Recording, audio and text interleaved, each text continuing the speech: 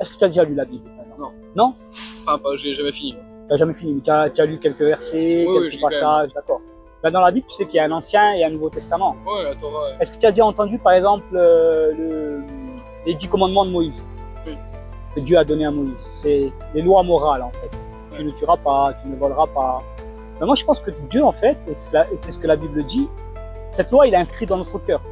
C'est un peu son standard, en fait, pour savoir si on a fait le bien ou le mal. Et est-ce que toi, par exemple, tu as déjà menti dans ta vie? Menti, oui. Moi, peut-être plus que toi, comme je suis un peu plus vieux que toi. Ouais. Et en fait, cette loi, d'un côté, elle est merveilleuse parce qu'elle nous montre qu'aux yeux de Dieu, on a tous transgressé cette loi. Parce que qui sur cette terre peut dire qu'il a jamais menti, jamais volé, tu vois? Même la Bible, en fait, elle dit, dans le livre des Romains, dans le Nouveau Testament, elle dit « Personne n'est juste, personne n'est parfait. Il n'y en a pas un seul sur terre. Ouais. Personne. » Est-ce que tu le savais, ça, ouais, par rapport à la Bible? Personne n'est meilleur que personne aussi. Tu l'avais déjà entendu, dans la religion.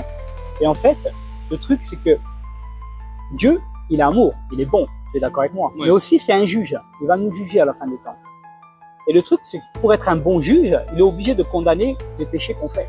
D'accord avec moi. C'est comme si toi et moi, on commet un méfait, qu'on passe au tribunal et que le juge, il va rendre son verdict et que nous, on dit, mais monsieur le juge, d'accord, on a fait ça, mais on a quand même fait de bonnes actions. Le juge, il va le regarder, mais pour être droit dans ce qu'il fait, il va me dire, oui, je suis d'accord avec vous, mais je suis obligé quand même de vous donner une condamnation. Sinon, je ne suis pas droit aux yeux de la société. Et bien Dieu, pour qu'il soit parfait dans ce qu'il fait, il est obligé de condamner le péché. Mais Dieu, non seulement ça, c'est un juste juge, il est parfait dans son jugement, mais aussi il est parfait dans son amour.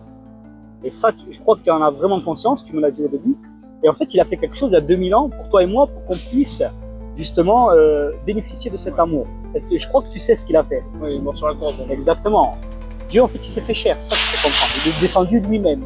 Pourquoi? Parce qu'il a regardé s'il y avait quelqu'un qui était parfait, et il a trouvé personne. Tu vois, c'est ce que la Bible, en fait, enseigne. Moi, je suis pas en train de te donner ma façon de penser, je suis en train de te donner vraiment le message biblique. Parce que des fois, justement, on n'a pas conscience, ou des fois, on ne transmet pas le vrai message biblique.